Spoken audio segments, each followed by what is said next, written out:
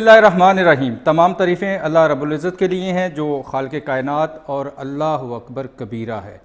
تمام قسم کا درود پاک حضور نبی کریم صلی اللہ علیہ وآلہ وسلم کے لیے اور ان کی آل کے لیے جو وجہ تخلیق کائنات ہیں۔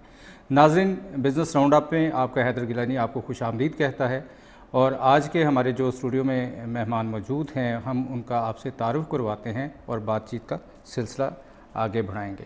سب سے پہلے ہمارے ساتھ جو موجود ہیں اور راولپنڈی اسلام آباد کی جانی پہچانی شخصیت ہیں، شیخ حمید صاحب، سوشل ورکر ہیں، سینئر جرنلسٹ ہیں، ہم ان کو اسٹوڈیو میں خوش آمدید کہتے ہیں۔ دوسرے ہمارے مہمان ہیں مرزا غلام حسین صاحب، یہ تاجر رہنما ہیں اسلام آباد کے، ان کو ہم اسٹوڈیو میں خوش آمدید کہتے ہیں۔ تیسرے ہمارے جو مہمان ہیں محمد یوسف صاحب، یہ انگلش میڈیسن انگریزی دوائیوں کے ہول سیل ڈیلر ہیں، ان کو بھی ہم اسٹوڈیو میں خوش آمدید کہتے ہیں۔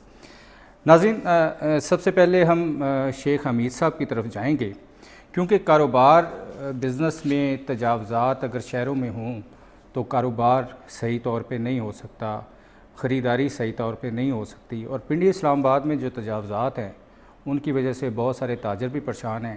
ہم ان سے جانیں گے کہ تجاوزات کے اصل محرکات کیا ہیں اور ان کے پیچھے کون سے کار فرما لوگ ہیں جو دن بہ دن بڑھتی ہوئی تجاوزات جو ہے اس کا موجب بن رہے ہیں۔ شیخ حمید صاحب کی طرف چلیں گے اور ان سے پوچھیں گے تجاوزات غیر قانونی تعمیرات، شیخ صاحب اس کے کون پیچھے لوگ ہوتے ہیں، کون موجب ہیں ان کے؟ دیکھیں جی، یہ کوئی ایک تو اس کے پیچھے بندہ نہیں ہے۔ سب سے پہلے جو ہمارے ٹی ایم اے کہہ لیں یا سی ڈی اے کے جو ہمارے وہاں پہ افسران ہیں، جو ان کا عملہ ہے جو اس میں ملوث ہوتا ہے، ان کا کوئی بھی جو منصوبہ ہوتا ہے اس کے اندر وہ اپنے یہاں کے جو ہماری تاجر تنظیمیں ہوتی ہیں ان کو بھی ملا لیتے ہیں۔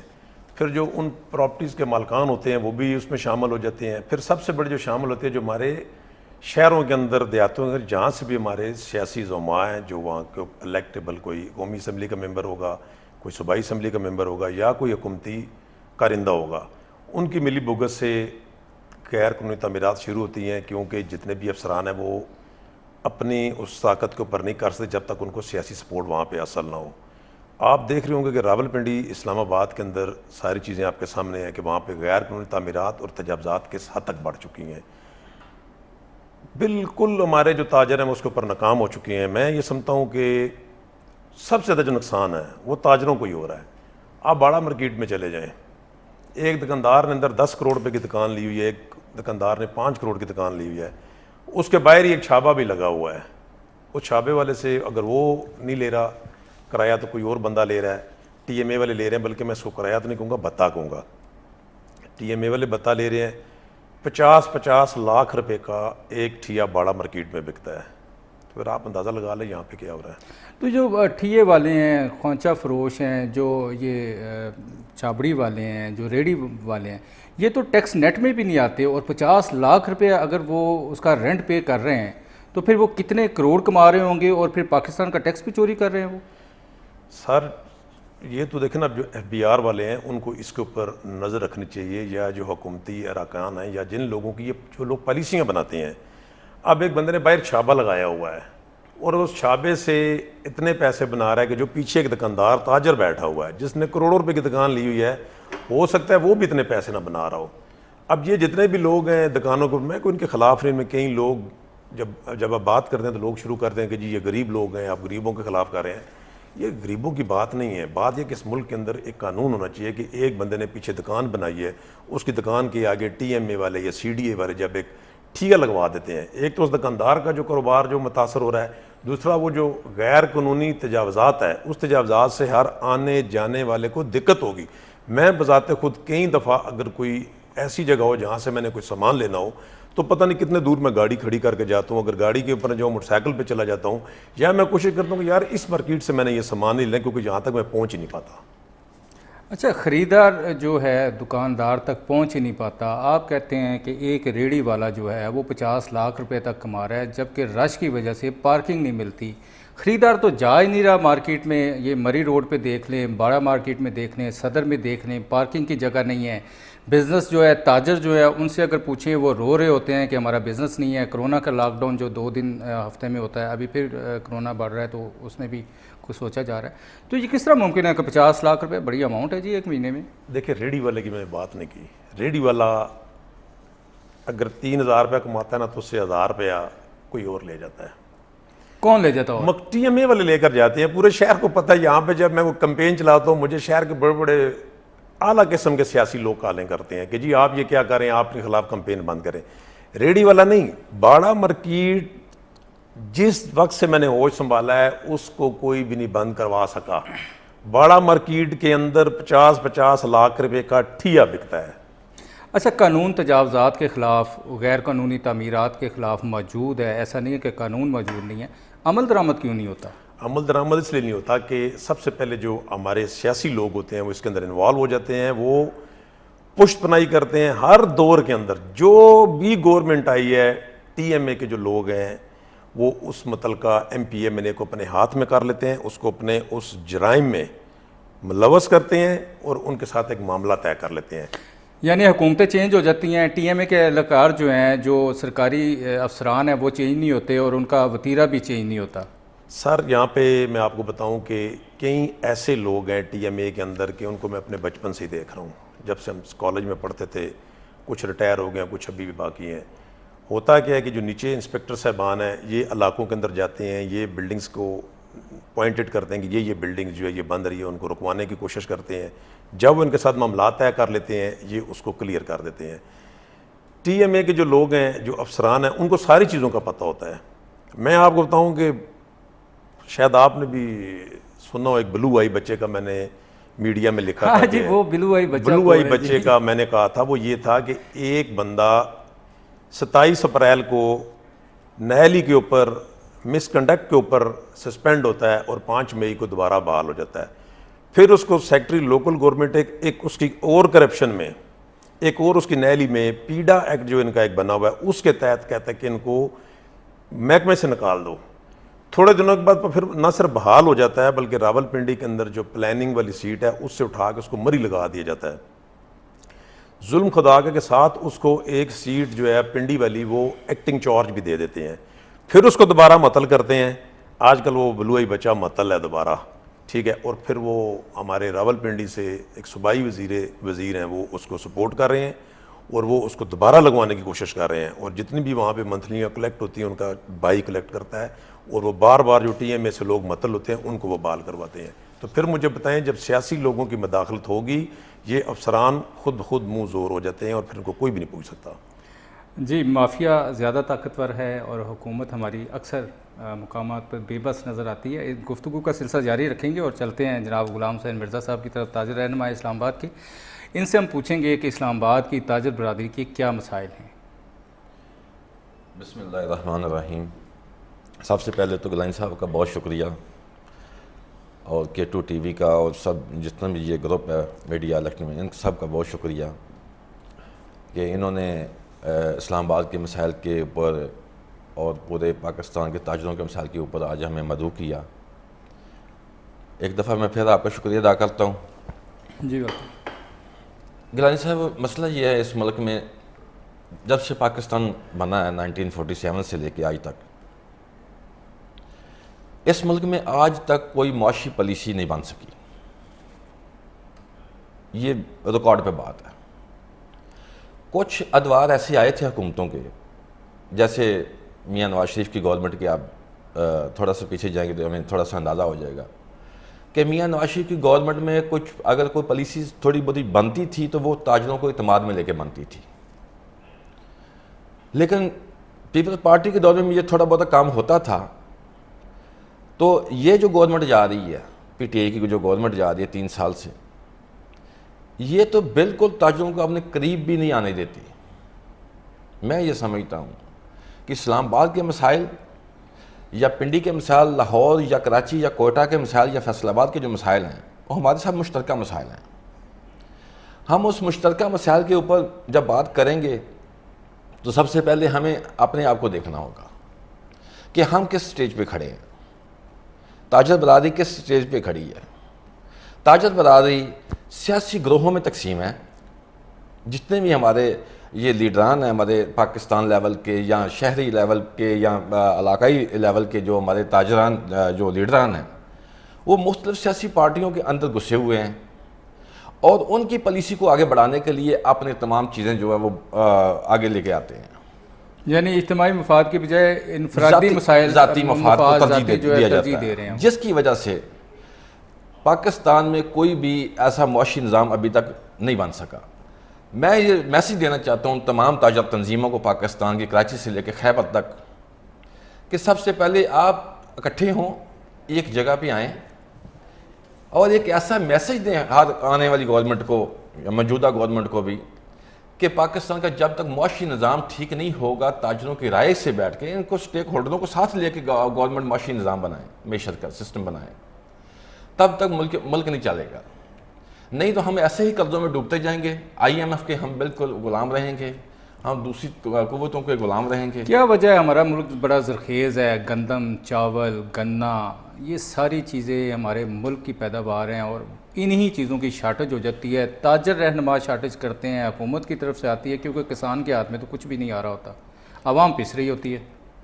گلانی صاحب آپ نے بڑا اچھا سوال کیا ہے اور میں یہ سمجھتا ہوں کہ ایک پاکستانی ہونے کے ناطے, تاجر میں بعد میں ہوں, پہلے میں پاکستانی ہوں, میں یہ سمجھتا ہوں کہ یہ جتنے بھی جو آپ نے بتایا ہے, ایک وقت تھا جب پاکستان کی معیشت کا انحصار 66% جو تھا زراعت پہ تھا. اس وقت جنرل ایوب خان کے ادوار میں جو ڈیمز بنے, اس کے بعد کون سے ڈیمز بنے اس ملک میں, کون سا کسی نے زراعت کے اوپر توجہ دی, کسی گورنمنٹ نے نہیں دی. حتیٰ کہ یہاں تک ہوا کہ اس ملک کے ایک مافیا اٹھا جنہوں نے 19 زرعی زمینوں کو ٹاؤنز میں, سوسائٹیوں میں چینج کر دیا. اب دیکھیں جو زمین 50-60 من جو گندم اگلتی ہے, جو چاول کی کاشت ہوتی ہے, جب وہ زمینیں ہزاروں ایکڑوں کے حساب سے جب وہ کنورٹ ہو جائیں گی سوسائٹیوں میں, تو پھر یہ شارٹیج تو آئے گی.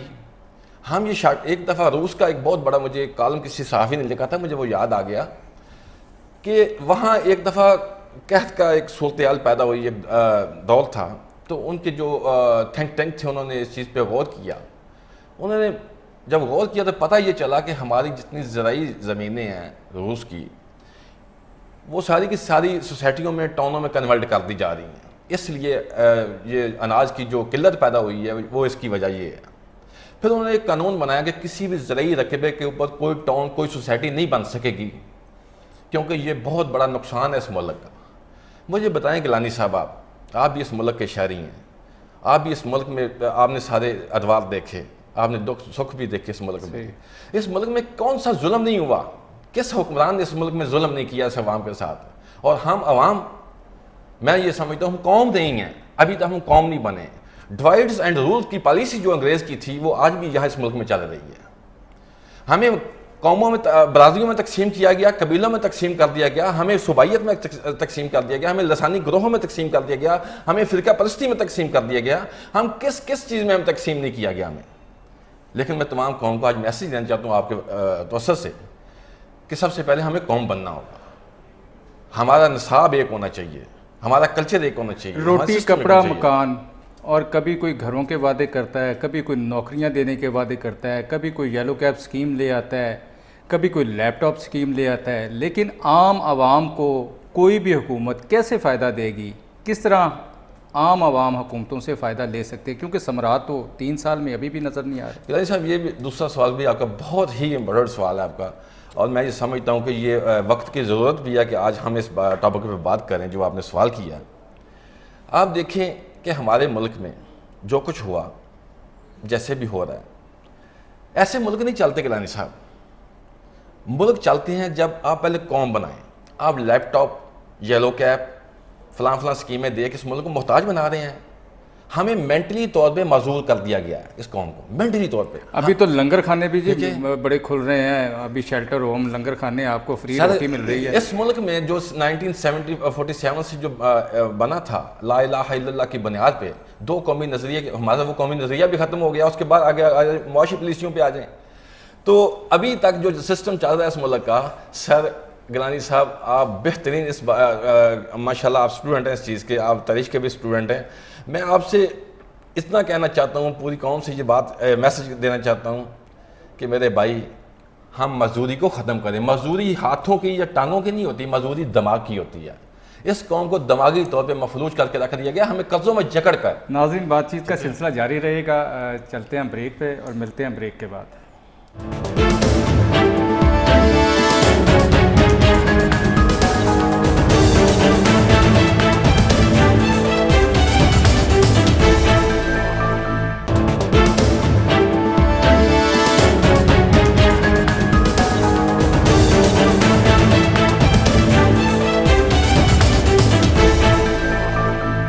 K2 کے پروگرام بزنس راؤنڈ اپ میں آپ کو دوبارہ خوش آمدید کہتے ہیں اور چلتے ہیں اپنے تیسرے مہمان کی طرف, جناب یوسف صاحب کی طرف. یہ انگلش دوائیوں کے ہول سیل ڈیلر ہیں.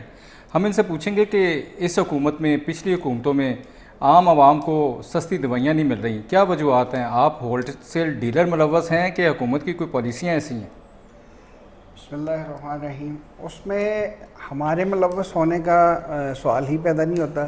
گورنمنٹ کی اپنی پالیسیز ہیں, ان کی کوئی پتہ نہیں چلتا کس وقت کس چیز کی پرائس ہائی ہونی ہے. لوگوں کا تو سوال ہی پیدا نہیں ہوتا. جنرلی دیکھا جائے 2018 سے لے کے ابھی تک کا صرف راؤنڈ اپ کیا جائے تو 500% جو ہے میڈیسن کی قیمتیں بڑھی ہیں. اس میں نہ میرا قصور ہے, صرف اس لیے عوام کمانے والا کما رہا ہے, انڈسٹریلسٹ اس کا سرمایہ بڑھ رہا ہے. بے شک بھلے اس کا جو ہے را مٹیریل مہنگا ہو رہا ہے. را مٹیریل کیوں مہنگا ہو رہا ہے؟ کیونکہ اسے چیز آگے سے مہنگی مل رہی ہے. لیکن اس کے باوجود اس پہ جو ٹیکسز ہیں, اگر ٹیکس میں ریلیکس گورنمنٹ دے سکتی ہے تو کسی صورت جو ہے وہ عوام کو ریلیف دیا جا سکتا ہے. ادروائز یہ اسی طرح رہے گا. کوئی اس کو سسٹم کو سیدھا کرنے کے چکر میں نہیں ہے. وہ اس وجہ سے کیونکہ جیسے انہوں نے پہلے بات کی, ہر بندے کا اس کے ساتھ مفاد جو ہے وہ بستا ہے. ہر بندے کا مفاد وہ بستا ہے. تو غریب عوام کدھر جائے گی؟ اگر پاؤنڈ اور کلو کے حساب سے را مٹیریل میڈیسن کا مہنگا ہو رہا ہے تو آپ ایک ٹیبلٹ مہنگی کر کے عام عوام کو جو ہے بالکل ہی زندہ تر گور کر رہے ہیں. اس کو نہ شوگر کی دوائی مل رہی ہے, نہ اس کو دل کی دوائی مل رہی ہے. ڈسپرین تک مہنگی ہو گئی. بالکل ہاں بالکل ڈسپرین مہنگی ہوگی. اس میں جو اس کے آپ کو صرف یہ مہنگائی نظر آ رہی, لیکن یہ چیزیں نظر نہیں آ رہی کہ آپ کی بجلی کی کاسٹ بڑھی ہے, آپ کی جو ہے ضروریات زندگی اور چیزیں ہیں وہ بڑی ہیں. صرف ایک چیز ہے, اگر اس پہ کنٹرول ہو تو میڈیسن کی جو ہے وہ چیزوں کو کنٹرول کیا جا سکتا. ادروائز یہ اور مزید بڑھیں گی. چیک اینڈ بیلنس نہ ہونے کی وجہ سے بڑھیں گی. اگر چیک اینڈ بیلنس ہے, کوئی اس کو دیکھ رہا ہے, جو دیکھتے ہیں وہ اس کا نوٹس لے لیتے ہیں, مزید بڑھ جاتی ہیں. اچھا, آپ سمجھتے ہیں کہ جو صاحب اختیار لوگ جب نوٹس لیتے ہیں, جس چیز کا بھی نوٹس لیتے ہیں, چاہے وہ پٹرول کا لیتے ہیں, چاہے وہ گیس کا لیتے ہیں, چاہے وہ آٹے کا لیتے ہیں, چینی کا لیتے ہیں, دوسرے دن پھر یہ انڈیکیٹر ہوتے ہیں کہ یہ چیز جو ہے نا اپ ہو جائے گی. ریسنٹلی اس کا جو ہے وہ اسکیم اٹھا تھا, جیسے شیخ صاحب نے بتایا کہ بلو آئی کٹ جو ہے نا وہ اس کو پروموٹ کر کے کسی اور بہت زیادہ جی وہ کس شعبے میں نہیں ہے, یہ آپ بتائیں. تو آپ نے کیا اسٹرگل کی ہے ایسے بلو آئی کٹ؟ شیخ صاحب تو کر رہے ہیں نا. اس پہ دیکھیں یہ ہماری کیپیسٹی سے باہر ہے. ہم صرف جو ہے وہ نیچے لیول پہ احتجاج کر سکتے ہیں. یہ جو ہے ہائی کمان کے دائرے اس احتجاج کا کیا فائدہ میرے بھائی, جس کی سنوائی نہیں ہونی, جس کا کوئی فائدہ نہیں ہونا جناب. یہی تو بات ہے کہ کیا اس کا نام ہے, آپ اس کو لے کے چلا جائے, باقاعدہ کمپیننگ کی جائے, لیکن کسی کے اس پہ جو ہے وہ کوئی کسی قسم کی جو ہے وہ رجسٹر نہ ہو, مطلب کہ کوئی ہلے بھی نہ, کوئی اس کے بارے میں سوچے بھی نہ. جو غریب ایک میڈیسن 2 روپے کی لیتا تھا اب وہ 10 روپے کی لے رہا ہے. وہ غریب لے رہا ہے, اس کی مجبوری ہے. کہاں سے لے رہا ہے؟ کمائی تو اتنی نہیں ہے. کمائی نہیں ہے لیکن مجبوری سپریم کورٹ کے بعد جو تیل چھڑک کے خودکشی کرنے پہنچا ہوا تھا. بے روزگاری تو بڑھتی جا رہی ہے دن بدن, قوت خرید جو ہے وہ کم ہوتی جا رہی ہے. دوائی ضروری ہے, زندہ رہنے کے لیے ضروری ہے, اور یہ کس طرح سستی ہو سکتی ہے؟ آپ کیا کہتے ہیں؟ سستی تو دیکھیں جی گورنمنٹ پہ ڈیپینڈ کرتا ہے. ابھی تک جو چیز بڑھی ہے وہ سستی نہیں ہوئی. یہ تو بھول جائیں کہ کوئی چیز مہنگی ہوگی اور بعد میں وہ سستی ہوگی, یہ پاسبل نہیں ہے. اس میں یہ ہے کہ اگر جس طرح پہلے میڈیسن جو ہے ہاسپٹلز میں فری ملتی تھی, اگر وہ دوبارہ ٹرینڈ شروع ہو جائے تو میں کہتا ہوں کہ کسی غریب آدمی کا بھلا ہو جائے گا, کسی غریب آدمی کا بھلا ہو جائے گا. ادروائز ہم جو ہے وہی بات ہے کہ ہم لوگوں کو اپاہج بنا رہے ہیں. ناظرین, ہسپتالوں میں جب دوائیاں فری ملتی تھی تو دوائیوں میں بھی کرپشن ہوتی تھی. اس پہ دوبارہ بات کریں گے. ابھی چلتے ہیں ایک بریک پہ اور ملتے ہیں بریک کے بعد.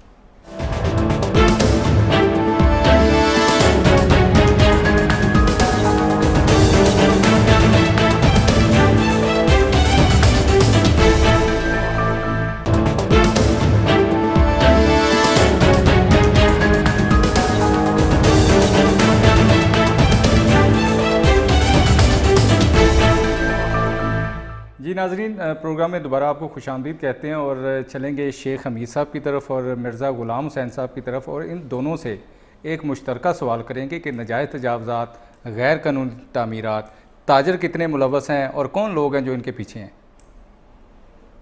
جی شیخ صاحب۔ سر دیکھیں، میری ایک دکان ہے، میری دکان کے آگے کوئی بندہ ٹھیا نہیں لگا سکتا جب تک میں نہ چاہوں۔ ٹھیے والے کدھر جائیں جی؟ وہ روٹی کدھر سے کمائیں؟ وہ کدھر جائیں؟ اس کا بھی بتاتا ہوں نا کہ وہ کہاں پہ جائیں۔ دیکھیں شہر کے اندر بے شمار ایسے مقامات پڑے ہیں جو خالی ہیں، اب آپ کیا ساروں کو ایک ہی جگہ پہ اکٹھا کر دیں گے؟ وہ پھر وہاں سے لوگ بتا گورنمنٹ نے ماڈل بازار بنائے ہوئے ہیں۔ دیکھیں نا، بازار تو بنائے ہوئے ہیں، اب کئی ایسی مارکیٹیں ہیں، وزیر اعظم صاحب کہتے ہیں کہ جی میں نے اتنے لاکھ لوگوں کو نوکریاں دینی ہے۔ میں ان کو سمپل کہتا ہوں کہ شہروں کے اندر جہاں جہاں پہ خالی جگہ گورنمنٹ کی پڑی ہوئی ہیں وہ ان غریبوں کو دے دیں۔ آپ کے ٹی ایم اے اور سی ڈی اے والے جو ان سے بتا آگے لیتے ہیں، آپ یہ جگہ ان کے نام کر دیں، وہاں سے آپ انکم بھی جنریٹ کر سکتے ہیں۔ 500 روپیہ، 1000، 2000 آپ ان سے کرایہ لیں ماہانہ۔ جب آپ اس جگہ کو یوٹیلائز نہیں کر رہے تو وہ سارے لوگ بازاروں کے اندر بیٹھ گئے ہیں۔ پنجاب گورنمنٹ نے ماڈل بازار بنا کے وہاں دکانات تعمیر کر کے لوگوں کو رینٹ پہ دی ہیں، سستے رینٹ ہیں، ادھر بڑے ایزی ان کو مل رہی ہیں، وہاں کاروبار بھی ہو رہے ہیں۔ تو کیا یہاں پنڈی اسلام آباد میں ایسا نہیں ہے؟ نہیں دیکھیں نا، اب کوئی پالیسی نہیں ہے۔ جب ایک بندہ کوئی شہر کا ایم این اے بنتا ہے، ایک کمشنر آتا ہے، ایک چیف آفیسر آتا ہے، وہ بیٹھ کے ایک پالیسی بناتے ہیں۔ یہاں پہ پالیسی نہیں ہے، یہاں پہ پالیسی کچھ اور ہے۔ یہاں پہ بلو آئی بچوں کی پالیسیاں ہیں کہ مال کس طرح اکٹھا کرنا ہے، ہم نے یہ پالیسیاں ہو رہی ہیں۔ آپ ایک تاجر ہے، تاجر کے باہر آپ نے چھاپا کر لگا تاجر، اچھا میں بتاؤں آپ کو سر، تاجر بھائی بیٹھے ہیں، کئی جگہ یہ مجبور بھی نہیں اٹھوا سکتے۔ یہ بھی میں بڑا مارکیٹ میں جاتا ہوں، اندر تاجر پٹ رہے ہوتے ہیں، وہ کہتے ہیں جی کسی طریقے سے یہ باہر جو چھاپے لگے آپ ختم کروا دیں۔ میں کہتا ہوں دکانیں آپ کی اور ختم میں کروا دوں۔ کئی جگہ کے اوپر یہ ملوث ہیں، جو ان کی تاجر تنظیمیں ہیں، یہ اس کے اوپر ایگری کریں گے کہ کچھ تاجر تجاوزات جو ہے پنڈی کا ڈی سی، اگر پنڈی کی بات کریں، ڈپٹی کمشنر جو ہے اس کے انڈر سارے یہ معاملات آتے ہیں، تو کیا وہ ایکشن نہیں لیتا؟ میں اتنی دفعہ جا چکا ہوں۔ میں ابھی ریسنٹلی کمشنر جو راولپنڈی ہیں ان کو ملا ہوں، میں نے ان کو 4 پراپرٹیاں دی ہیں کہ یہ 4 پراپرٹیاں انہوں نے اس روڈ کے اوپر بنائی ہیں۔ جب مری روڈ کے اوپر ٹریفک بلاک ہوتی ہے تو آپ یہاں اس روڈ سے ساری ٹریفک گزارتے ہیں۔ پی ایم پورٹل کے اوپر میں نے اپلیکیشن ڈالی ہے تو چیف آفیسر صاحب نے وہ نقشے بھیج دیے ہیں، کمشنر کے پاس انہوں نے نقشے بھیج دیے، میں اینٹی کرپشن والوں کے پاس گیا ہوں، انہوں نے وہاں پہ نقشے بھیج دیے ہیں۔ میرا مسئلہ نقشے نہیں ہے، نقشے موجود ہیں، آپ نے نقشے بالکل ٹھیک بنائے ہیں، لیکن جو بلڈنگ آپ نے زمینی حقائق وہ مختلف ہیں۔ وہاں پہ آپ نے فرنٹ پہ جگہ بھی نہیں چھوڑی، سائڈ سپیسز بھی آپ نے چھوڑی، آپ نے بیسمنٹ بنوا دیا، آپ نے منزلیں بھی زیادہ بنوا دی جو کہ نقشے میں موجود نہیں ہیں۔ پارکنگ نہیں ہوگی، کلائنٹ نہیں آئے گا، خریدار نہیں آئے گا، تو تاجروں کے پاس کس طرح سرمایہ کاری بڑھے گی؟ اس کی چیزوں کی بکری کیسے ہوگی؟ کیا تاجر اپنے ہی خلاف ریڑھی بانوں کو آگے لگا کے اپنے ہی بزنس کو کیوں پیچھے کرنا چاہ رہے ہیں؟ گیلانی صاحب، میرے پیارے بھائی نے، شیخ صاحب نے بڑی پیاری گفتگو پہلے بھی کی ہے۔ انہوں نے کہا جی ایک چھابڑی والا جو ٹھیے والا ہے وہ 50-50 لاکھ کا ٹھیا خریدتا ہے اور آگے اس میں بیٹھ کے انکروچمنٹ کرتا ہے۔ میں اپنے بھائی سے بھی یہ بات کہنا چاہتا ہوں کہ دیکھیں، سب سے پہلے تو ریاست کی ذمہ داری ہے۔ کیا ذمہ داری ہے ریاست کی؟ کہ صحت کا نظام دینا، روڈ سٹرکچر کا نظام دینا، تعلیم کا نظام دینا، اور صاف پانی کا وغیرہ وغیرہ کا، اور اس کے ساتھ ساتھ سب سے جو بنیادی چیز ہے وہ انصاف دینا۔ جس ملک میں انصاف نہیں ہوگا نا گیلانی صاحب، وہ کبھی قوم، کبھی ریاست، کبھی ترقی نہیں کر سکتی۔ یہاں یہ مسئلہ ہے کہ یہاں انصاف ہی نہیں ہے، نہ کسی ادارے میں، نہ کسی عدالت میں۔ ایک لوئر کورٹ سے لے کے سپریم کورٹ تک میں بالکل بمانگے دوست یہ بات کہتا ہوں کہ یہاں انصاف نہیں ہے، نہیں ہے، نہیں ہے، یہاں انصاف بکتا ہے سر۔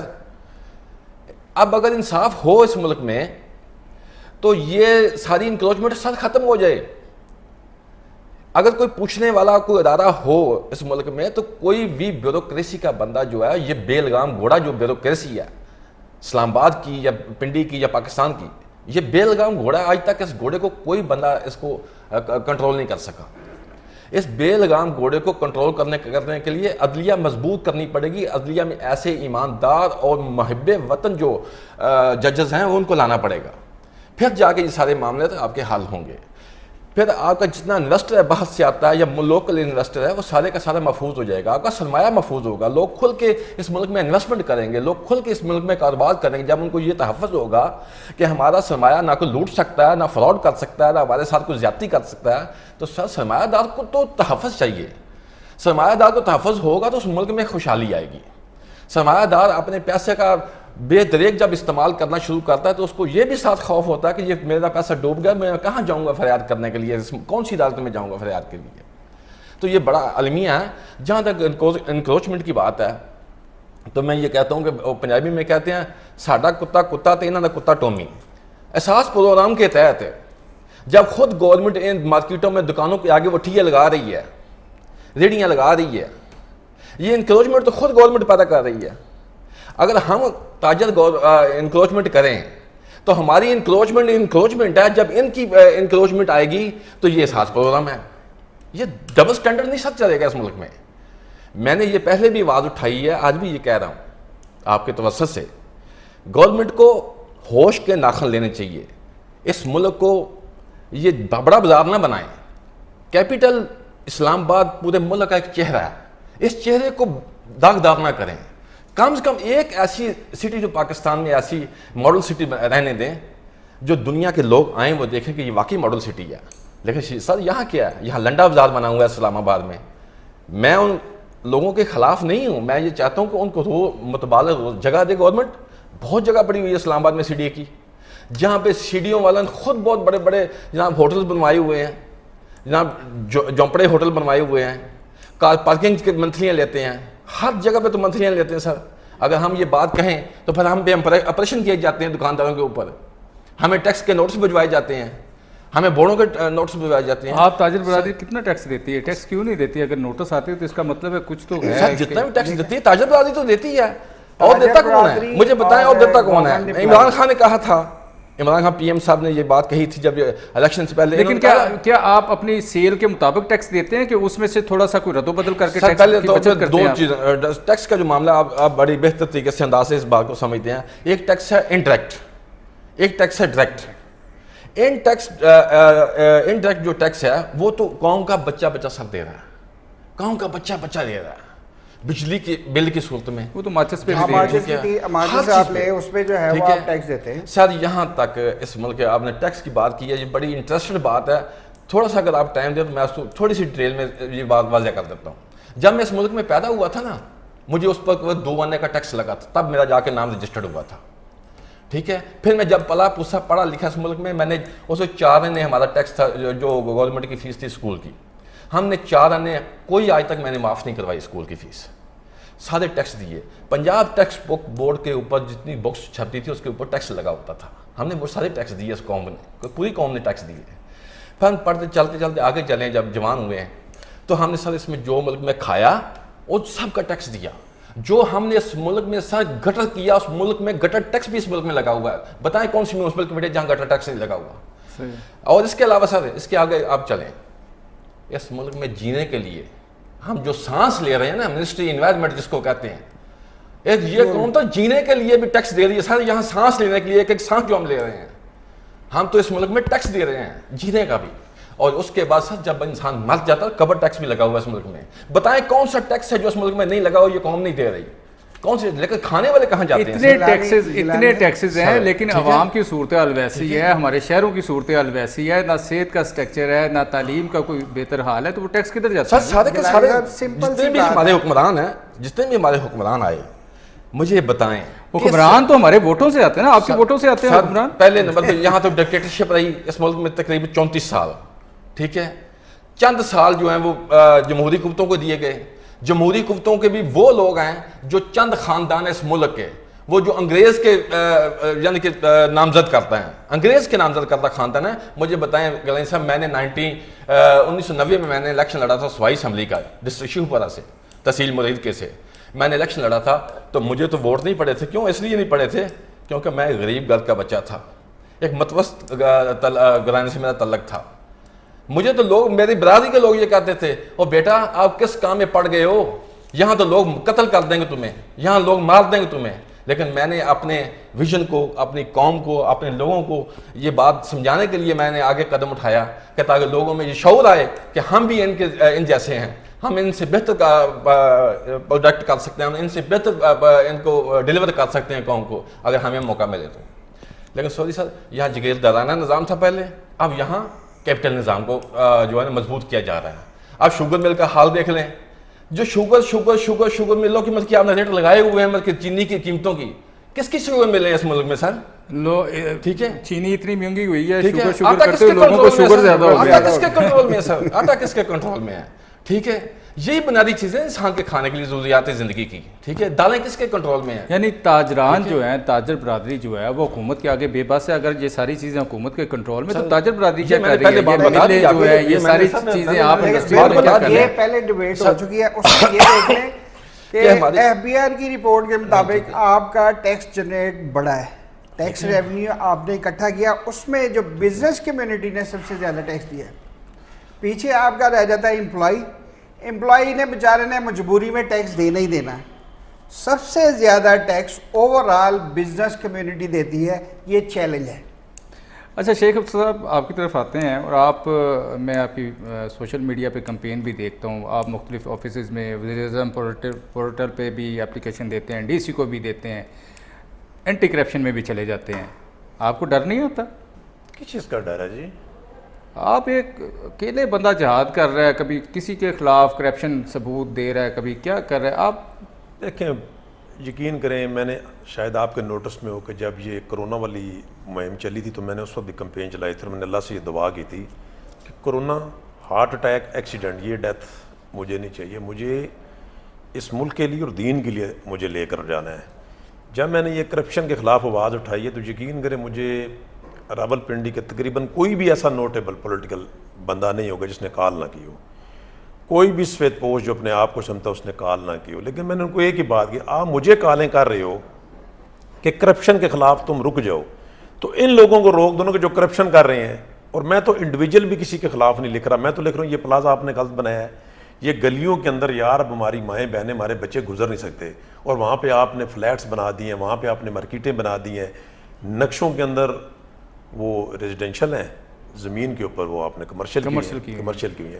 تو ڈر شر کوئی نہیں ہے، یہ ان کو بھی پتہ ہے کہ میں ڈرتا شرتا کسی سے بھی نہیں ہوں۔ میں نے یہ کمپین سٹارٹ کی ہے، میں اس کو جاری رکھوں گا، میں اس کو بالکل نہیں بھی کہی تھی ڈلتا ولتا کسی سے نہیں۔ مشرف اور سویلین بندے میں بڑا فرق ہوتا ہے، دیکھیں مشرف اور سویلین بندے میں بڑا فرق ہوتا ہے۔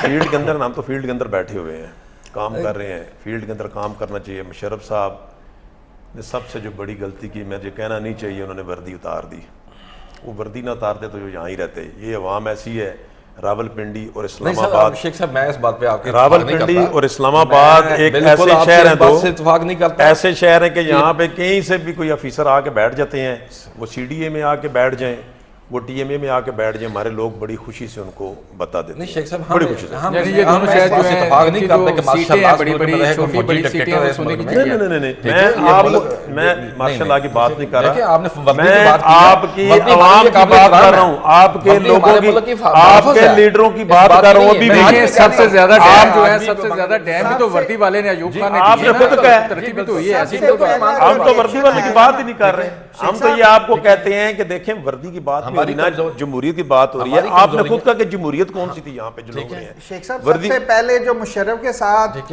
مشرف کے سامنے جو ریئیکشن آیا تھا وہ 2001 میں آیا تھا، جب اس نے ٹیکس فارم شروع کیا تھا۔ سب سے پہلے بزنس کمیونٹی کھڑی ہوئی تھی کہ یہ جو ہے انصاف نہیں ہے۔ شیخ صاحب آج بھی دیکھ لیں، ایف بی آر کی جو تلوار لٹک رہی ہے تاجر کے اوپر ہے، ٹھیک ہے، یہ تلوار کو پیچھے کریں، ٹیکس دینے کے لیے تیار ہے، پھر بھی زیادہ سے زیادہ ٹیکس دینے کے لیے تیار ہے۔ ابھی آ کے جو لوگ ہیں وہ کیا کرتے ہیں سر؟ لیکن دیکھیں ابھی آپ نے کتنا ٹیکس دیا، بلیک میل کرتے ہیں ابھی، کیوں دیا آپ نے ٹیکس اتنا؟ ابھی بھی تو ٹیکس دے رہے ہیں، ابھی بھی تو ٹیکس دے رہے ہیں۔ کیا آپ ایف بی آر سے معاملات اپنے درست نہیں کر سکتے؟ کیا آپ ٹیکس دے جو رہے ہیں اور کیا آپ کو مراد مل رہی ہے؟ کئی بار ہمارے تاجر نمائندگان نے یہ بات ایف بی آر تک کی ہے، حکومتی لوگوں تک بھی کی ہے، چیمبر آف کامرس میں یہ بات آواز اٹھائی ہے کہ ایف بی آر کو ٹیبل پہ لایا جائے، ہم ان کے ساتھ بیٹھنے کے لیے تیار ہیں، اور ہم اس ملک کو ٹیکس کلیکشن کے میں اپنا پورا کردار ادا کرنے کے لیے تیار ہیں۔ یہ بات کلیئر ہے، لیکن ایف بی آر وہ بے لگام گھوڑا ہے سر، جس کو کوئی بھی ابھی تک لگام نہیں ڈال سکا. سر آپ دیکھیں ایف بی آر کے خلاف یہ 28 اگست ستمبر اگلا مہینہ یہ والا ستمبر، ہاں اسی 28 ستمبر کو کال دے دی ہے مرکزی انجمن تاجران پاکستان نے کہ ہم ایف بی آر کا گھیراؤ کریں گے. یہ کال آ گئی ہے سر، ٹھیک ہے. یہ کیوں آئی ہے کال؟ یہ ادارے کیوں نہیں ٹھیک ہوتے؟ یہ کیوں نہیں بیٹھتے ان لوگوں کے ساتھ جو ٹیکس پیئر لوگ ہیں، جو ٹیکس دینا چاہتے ہیں؟ میں بالکل یہ بات کہتا ہوں کہ ایف بی آر کو، گورنمنٹ کو ہوش کے ناخن لینے چاہیے. اس ملک میں پہلے بڑے کرائسس چل رہے ہیں، کوئی ڈاکٹروں کا چل رہا ہے، کوئی مزدوروں کا چل رہا ہے، کوئی میٹرو بسوں کا چل رہا ہے، بہت سارے ایشوز پہلے چل رہے ہیں. اس کو کنٹرول کریں. اگر تاجر روڈ پہ آ گئے نا تو یہ حکومت ایک گھنٹے کی بھی معاف نہیں ہے. 3 سال میں اتنی بڑھنے والی مہنگائی اور پسنے والی عوام کے باوجود نہ عوام روڈ پہ آ سکی، نہ تاجر آ سکے. ناظرین چلتے ہیں بریک پہ اور ملتے ہیں بریک کے بعد.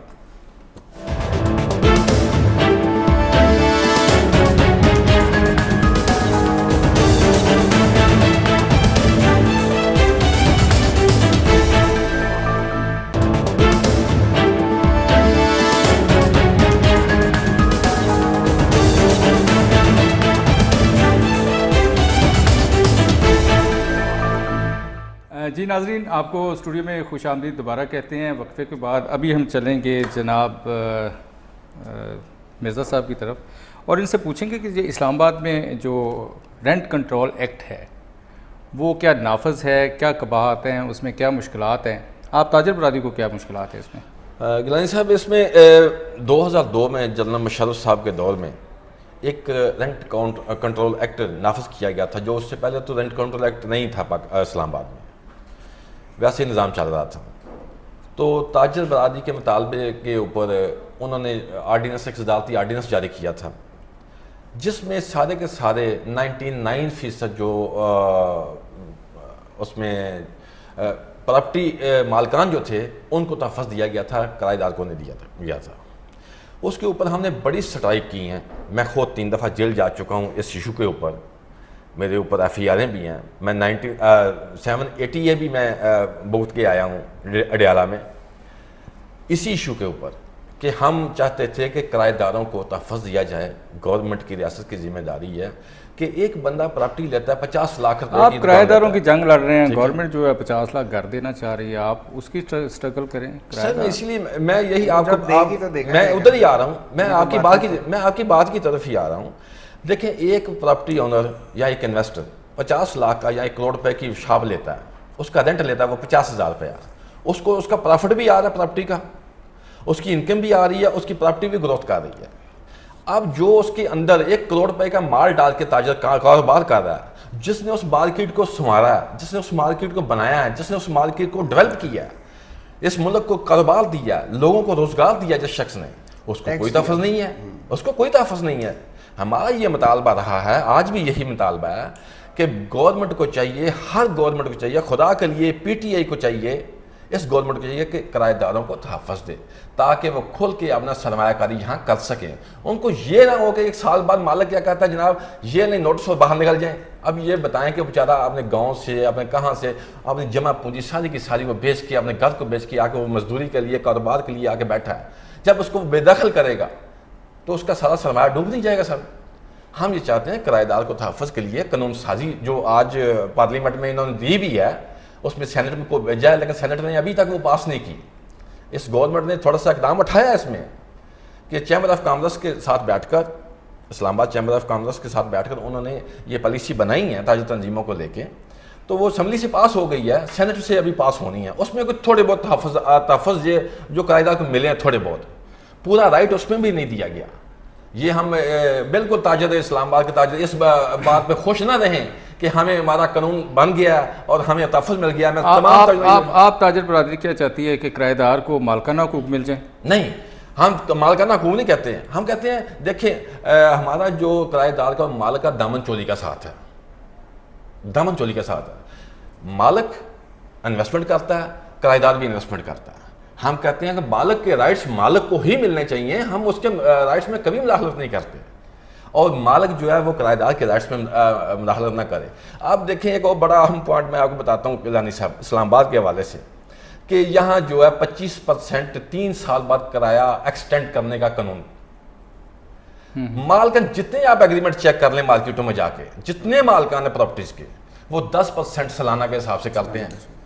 جب اس کی ریشو 3 سال بعد نکلتے ہیں 30% تو ویسے ہی ہو گیا، لیکن جب اس کی کیلکولیشن کریں گے تو وہ 46% وہ کرایہ انکلوڈ ہوتا ہے. 46% انکریز ہو جاتا ہے 46% ہوتا ہے. ٹھیک ہے. کسی عدالت میں جب وہ کیس لگتے ہیں بے دخلی کے یا کرایہ داروں کے، تو مجھے کسی جج نے آج تک، کسی عدلیہ نے، کسی کورٹ سے کبھی یہ فیصلہ آیا آج تک کہ مالک کو یہ نوٹس دیا گیا کہ آپ اتنا کرایہ زیادہ لے چکے ہیں کرایہ دار سے اس قانون کے تحت؟ نہیں کہ سر سارا یہاں ایک مافیا بیٹھا ہوا ہے. میں نے آپ کو پہلے بھی گزارش کی ہے کہ علی صاحب یہ آپ کی محبت ہے، یہ آپ کا اس قوم سے، اس اسلام آباد سے خصوصاً پیار ہے کہ آپ نے ہم جیسے ایک ناچیز لوگوں کو یہاں بلا کے ہماری آواز کو لوگوں تک ہم تو چاہتے ہیں جی آپ تاجر برادری ترقی کرے، آپ کا کاروبار جو ہے وہ دن دگنی رات چگنی ترقی کرے، آپ کی جو مشکلات حل ہوں. ہم شیخ صاحب سے پوچھیں گے. شیخ صاحب یہ تجاوزات جو ہیں یہ سیاسی افسران کی مداخلت ہے، افسران کی ہے، سیاستدانوں کی مداخلت ہے. آخر اس کو کس طرح روکا جا سکتا ہے؟ یہ قانون شکنی کو روکا جا سکتا ہے، یہ رشوت خوری کو روکا جا سکتا ہے؟ کوئی ایسا ہے کہ ان کو کیفر کردار تک پہنچایا جائے؟ سر بالکل پہنچایا جا سکتا ہے. دیکھیں قانون موجود ہے، جیسے میرے مرزا صاحب بھائی بیٹھے ہیں، ان کو بہت نقصان ہوتا ہے. دیکھیں نا، میں نے پہلے بھی کہا ہے کہ ایک بندے نے 5 کروڑ کی دکان لی ہوئی ہے، اب اس کے اخراجات بھی اتنے ہی زیادہ ہیں. اب اس کے بعد ایک بندے نے آ کر نجائز تجاوزات لگا لی ہے، اب یہ اس سے لڑ بھی نہیں سکتے، پھر بیچ میں پرابلمز بھی آ جاتی ہیں بہت ساری. تو جب تک یہ سارا سسٹم تاجر تنظیمیں اپنے آپ کو ایک پیج پر مضبوط نہیں کریں گی، دیکھیں تاجر تنظیموں کے اندر بھی بہت سارے دڑے ہیں. اور راول پنڈی کا تو مجھے بہت زیادہ پتہ ہے، راول پنڈی کا تو مجھے بہت پتہ ہے، اسلام آباد مجھے پتہ ہے. بلکہ ٹھیک کہہ رہے ہیں ابھی جو یہ بات کر تھے نا اپنا کرایہ داروں کی، تو میں مالکان کی بھی بات کروں کہ میرے جاننے والے ایک بندہ 5 کے 7 سال کے بعد عدالت سے کیس جیتا F8 مرکز میں. تو وہاں پہ جو ہماری تاجر تنظیمیں تھیں، وہاں پہ جب کورٹ نے وہ سامان باہر رکھا تو وہ وہاں سے سامان نہیں اٹھانے دے رہے تھے، اس کو دکان نہیں کھولنے دے رہے تھے. وہ کہتے نہیں یار یہ دکان، اس کا جو نقصان ہوا ہے تم پورا کرو. دیکھیں جب تک تاجر تنظیمیں دونوں لوگوں کو، مالکان بھی تو دیکھیں نا اسی سوسائٹی میں رہتے ہیں، کرایہ دار بھی یہاں پہ رہتے ہیں، تاجر اپنا جو کلیدی کردار ہے وہ ایسے ایک والد کی طرح اپنا رکھے. تاجروں کا بڑا اہم رول ہے، تاجر کا بہت اہم رول ہے سوسائٹی کے اندر. تاجر اپنے آپ کو مضبوط کریں اور ایک پیج پہ آئیں. ایک پیج پہ تاجر نہیں ہوں گے تو ان کے کہیں بھی مطالبے نہیں ہوں گے. ان کی کبھی بھی کسی جگہ پہ کوئی میٹنگ ہوتی ہے، اہم جگہ پہ دڑے بندے ہوتے ہیں، اور منسٹر کو جو متعلقہ FBR والوں کو پتہ ہوتا ہے کہ یہ دڑے بندی میں سر ٹھیک کہہ رہے ہیں آپ. وہ تو ذاتی مفادات کے لیے اگر یہ جنگ لڑیں گے، اجتماعی قربان کریں گے تو پھر ایسے ہوتا رہے گا. یوسف صاحب آپ تھوڑا سا مجھے بتائیں کہ جو انگلش میڈیسن ہے، جان بچانے والی خصوصاً میڈیسن ہے، شوگر کی ہیں، جو عام زیادہ بیماریاں ہیں، ان کی وہ مہنگی ہو گئی. گورنمنٹ جو ہے وہ بلا بتائے بھی مہنگی کر دیتی ہیں، روز ریٹ بڑھتے ہیں. آپ جو ہیں ہول سیل ڈیلر یا آپ مینوفیکچر جو ہیں، وہ کیا کردار ادا کر سکتے ہیں کہ دوائیاں اویلیبل بھی ہوں اور سستی بھی ہوں؟ کوئی آپ کی طرف سے ریلیف مل سکتا ہے کہ گورنمنٹ کی طرف دیکھنا ہم نے؟ نہیں، یہ ہم نے گورنمنٹ کی طرف دیکھنا، کیونکہ اس کا ریٹ نہ تو ہم نے طے کرنا. ہاں، اگر ہم اپنے طور پہ کسی کو فیسیلیٹیٹ کرنا چاہیں، اس میں رعایت دے دیں اسے، جیسے عام آپ میڈیکل سٹور پہ جائیں 5 سے 10% آپ کو جو ہے ویسے رعایت دے دیتی، لیکن اس سے ریلیف نہیں ملتا. جس کی ایک کیپیسٹی 100 روپے کی ہے، وہ اسے 110 روپے کی بجائے اسے 100 روپے کی ہی ملے تو وہ اس کے لیے بڑی بات ہے، اس کو ریلیف ہے. لیکن جو اصل ریلیف ہے کہ جو 100 روپے والی چیز ہے وہ 50 روپے میں گورنمنٹ کی طرف سے اناؤنس ہو، کیونکہ ہم نے اس پہ بھی وہ جو 50 روپے اس میں ہمارا پروفٹ ہے، ہم نے اس کو جو ہے مینوفیکچر پروفٹ ہے. میڈیکل سٹوروں کے بھی یوٹیلیٹی سٹور ٹائپ بنا دیے جائیں تاکہ وہاں سے وہ تو آلریڈی ہیں ہی ہیں، وہ تو آلریڈی ہیں ہی ہیں، کیونکہ کوئی ایسا میڈیکل سٹور نہیں ہے جس پہ جو ہے وہ جنرل آئٹمز اویلیبل نہیں ہیں. نہیں، میں میڈیسن کی یوٹیلیٹی سٹور اس سینس میں کہہ رہا ہوں کہ وہ سستی، جس طرح گھی، آٹا، چاول، چینی، یوٹیلیٹی سٹور یہ تو گورنمنٹ اگر کوئی پیکیج اگر وہ کوئی اپنے میڈیکل سٹور بنا کے وہاں سستی کر دے. انہوں نے شروع کیا تھا، لیکن عوام کو سہولت دینے کا کوئی چانس نہیں ہے. نہ کسی نے اس کے بارے میں سیریس ہو کے سوچا، اور نہ آنے والے وقت میں کوئی اس کا جو ہے وہ سیریس میٹر پہ اس کو سوچے گا. اس کی وجہ کہ عوام کا کوئی سوچے تو اس کو ریلیف ملے. جو ایک شوگر کی میڈیسن ہے، ہیپاٹائٹس کی سستی ہوئی تھی، اس پہ جو ہے وہ گورنمنٹ نے کوئی ایکشن لیا، پھر دوبارہ سے مہنگی ہوگی. جس پہ ایکشن ہوتا ہے وہ کچھ چند دن کے لیے جو ہے وہ اس پہ جو ہے وہ چیز فوکس میں آتی ہے، اس کے بعد جیسے ہی فوکس آؤٹ ہوتا ہے وہ اپنی روٹین میں دوبارہ چلی جاتی ہیں. ناظرین، پروگرام کا وقت جو ہے وہ ختم ہو رہا ہے، اور جاتے جاتے میں اپنے تمام مہمانوں کا شکریہ بھی ادا کروں گا۔ ہم عوام، ہم پاکستانی، ہم محب وطن، ہم مافیاز کا ذکر کرتے ہیں، ہم کرپٹ افراد کا ذکر کرتے ہیں۔ ناظرین، رزق کو اگر دیکھا جائے تو دو قسم کا رزق ہے، ایک رزق حلال ہے، ایک رزق حرام ہے۔ اللہ تعالیٰ جو بہتر رزق دینے والا ہے، ہم اگر اس کی ذات پہ شاکر رہیں اور رزق حلال کی کوشش کریں، ناجائز منافع خوری اور یہ جو کرپشن ہے اس کی طرف نہ جائیں، تو پھر ہمیں اللہ تعالیٰ رزق حلال دیتا رہے گا، اور اس میں ہم شاکر بھی رہیں گے اور اس میں خیر و برکت بھی ہوگی۔ تو یہ اپنا کردار، گورنمنٹ پہ ساری باتیں چھوڑنے کی بجائے ہم انفرادی طور پہ اگر اپنا کردار درست کریں اور اپنے کردار کی طرف ہم کیا کر رہے ہیں ہم اس پہ توجہ دیں، اور اگر ہم ٹھیک ہو جائیں گے تو پورا پاکستان ٹھیک ہو جائے گا۔ ناظرین، اگلے پروگرام تک کے لیے حیدر گیلانی کو اجازت دیجیے۔ اگلے پروگرام میں بزنس راؤنڈ اپ پہ دوبارہ ملاقات ہوگی، تب تک کے لیے اللہ نگہبان۔